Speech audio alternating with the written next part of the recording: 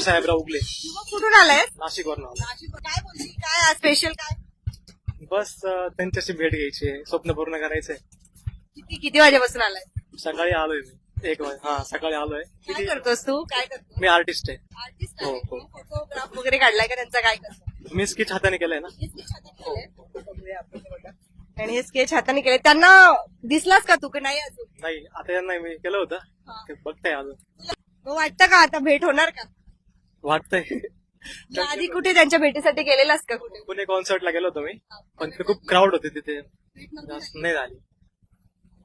Special आज आपण जर बघत असाल तर हा याच ठिकाणी व्हॅनिटी आहे आणि आज मात्र आपण सुद्धा गॅरंटी देणार आहे की तुझी भेट होणार, पक्का होणार.